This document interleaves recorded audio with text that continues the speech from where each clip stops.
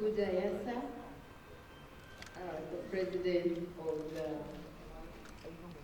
the Arab Investment Summit here, the First Lady of Zambia, Sabia, the conveners and hosts of the Investment Summit, distinguished ladies and gentlemen. I bring you greetings from Uganda, the Pearl of Africa, and from the First Lady, Janet Museveni, who is also the Minister of Education and Sports, who has not been able to be with us here today. It is a real honor and pleasure to be invited to this 27th edition of the Investment Summit. This is exactly her speech.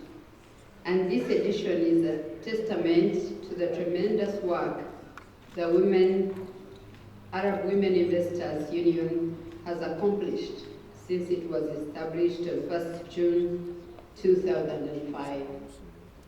The vision, mission, and work of entities like the Arab Women Investors Union and the Business Women Association for Development retaliates the truth we have all grown up knowing in Africa, that just as it takes a village to raise a child, we also need to hold hands with one another to develop our mother continent. In other words, there's no community, no society or country that develops alone in isolation. Therefore, it is with much gratitude and appreciation to Dr. Hudayasa that I stand here as a representative and a participant in this investment summit. When we come together, as we have done today, and indeed during the summit, we appreciate the opportunities that lie in our diversity. And in recognizing these opportunities, we live the strength and encouragement to design investment solutions as an answer to the challenges our people face in terms of production and processing of our goods. 30 years ago, in 1994, Mrs. Janet Museveni started a non-profit organization for the advancement of rural women in Uganda. And this organization works to promote new skills, the implementation of technology, and building resources such as high-yielding seeds, organic fertilizers to increase production. This was the intention at that time, and it does remain true today.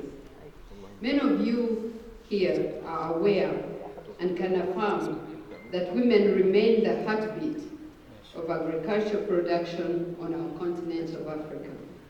The question perhaps I should pose to this August summit is whether the same amount of hard work that women engaged in 30 years ago in agricultural production worldwide is sufficient to produce the same or even better results.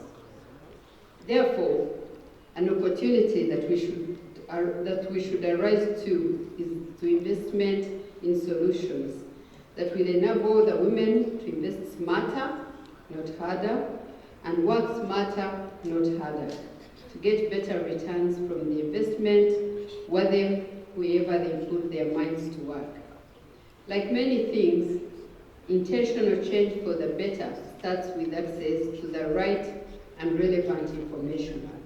You cannot change for the better when you are ignorant of the better options that exist out there.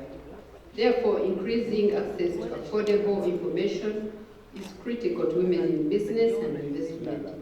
From the rural women in Uganda to the peer in the affluent Swan environment and to the whole world. It is imperative to remove the veil that has kept women in the shadows of information and instead shine the spotlight on what they are able to do and have done when access the right and affordable information. In Uganda, farmers often will not change their traditional farming practices because they either do not know that a better way exists or the better way is affordable. An area of investment opportunity in Uganda that is ripe for tapping into is coffee industry. And as I was discussing with the First Lady of Serbia, Uganda has just started exporting coffee to Serbia.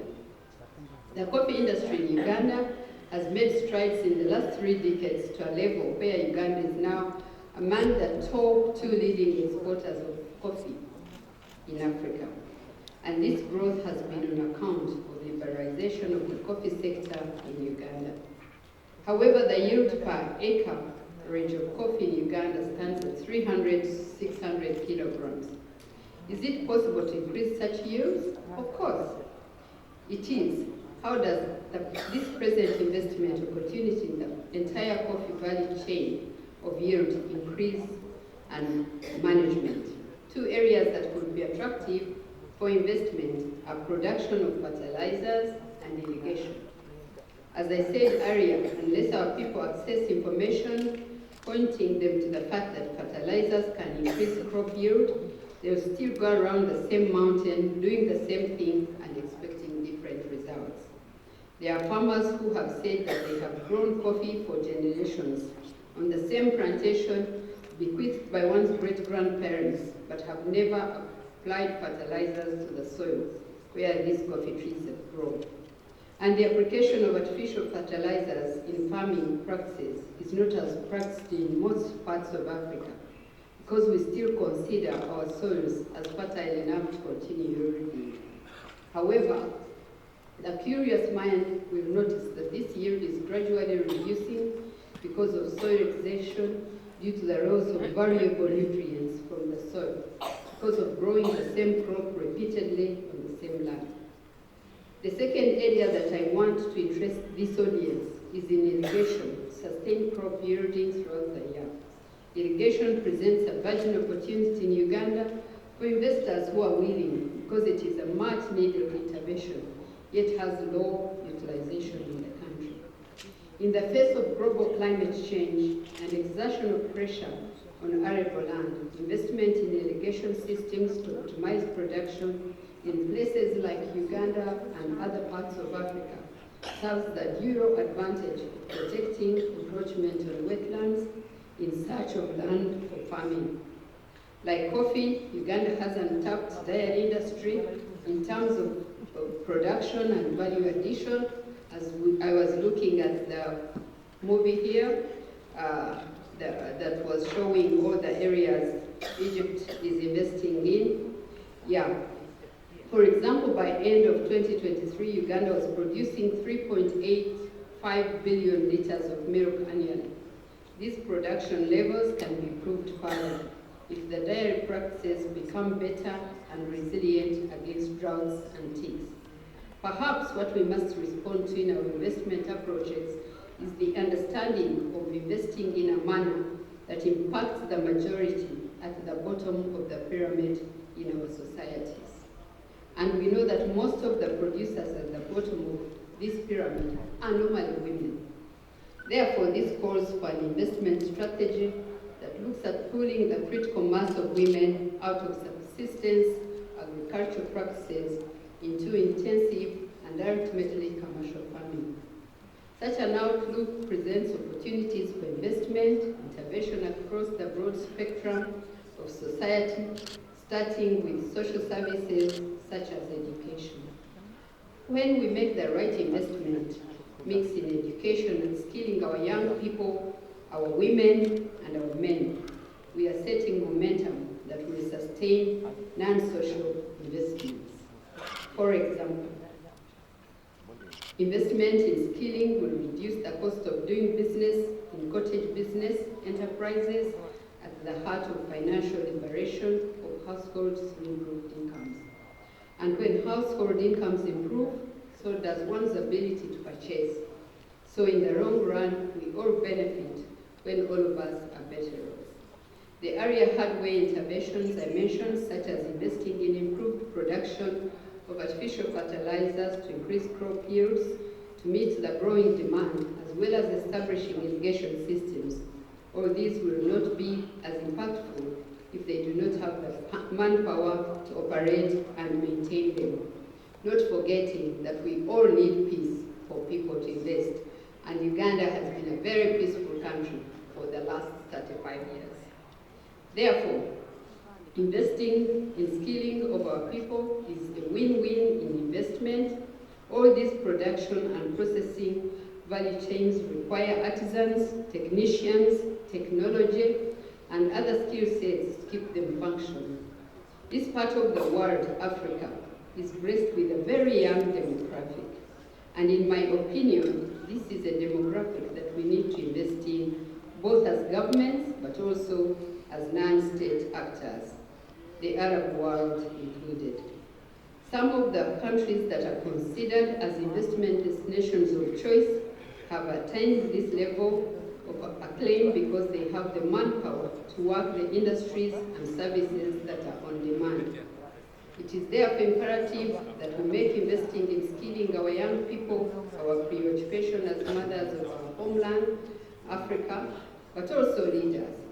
It's only this strategy that will secure the investment we make in all other areas. As a mother, sometimes what compels us to do what we do for our children and grandchildren come out of what we envision when we look at these little ones that God entrusts us with as stewards because they ultimately belong to Him. Similarly, as investors, we need to adapt the posture of looking at investment as a form of stewardship, which implies that investing is akin to taking care of something that belongs to someone else. And to whom does it belong to anyway? We who are here today and in this room, we are mere stewards of those who will inherit tomorrow. That is our children, our grandchildren. What we are investing in today may not be harvested by ourselves, but by the generations to come. This perspective of the long-term outlook at investment as a dimension of ultimate stewardship challenges the investor to add to the stewardship the vacuum of selfless investment. That is investing beyond personal ambitions that could be selfish in nature, but doing so for the sake of the greater good, just as Dr. Yasa does, and for the many beyond oneself, the immediate as well as the extended. I want to think and believe that when we change our outlook of what investment is and should be, it does influence the choices we make in what and where we put or call for investments. And ultimately, we must not get tired of investing in people, because that is how the wealth of nations is sustained and renewed ever so often. And this is what I think this Arab Women Investment Summit is all about. Lastly, to create a conducive environment for both domestic and foreign investment, we all need peace. And the government of Uganda also has in place a legal framework called the Investment Code. This code, among others, establishes a one-stop center for coordination, promotion, facilitation, monitoring, and evaluation of investment. It provides for the registration of investors and investment license. It encourages, promotes, and facilitates investment in Uganda, as well as advises government on investment policies and related matters. It lays out procedure for investment, sets minimum capital requirements for investment, prescribes for protection of investors and investment, provides for settlement of investment disputes, defines qualification for investment incentives in addition to any other incentives that may be provided. So the First Lady takes this opportunity to invite all of you to come to Uganda, both to invest and to visit. It's a fantastic tourism destination, and you'll be very, very welcome. I thank you very much on my behalf. God bless you.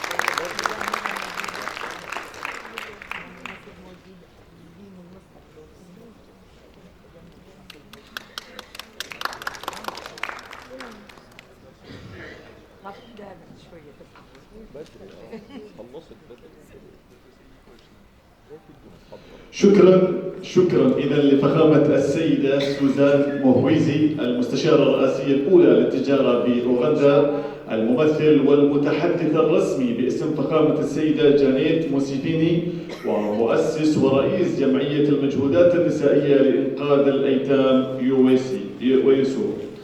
شكرا جزيلا. Thank you very much.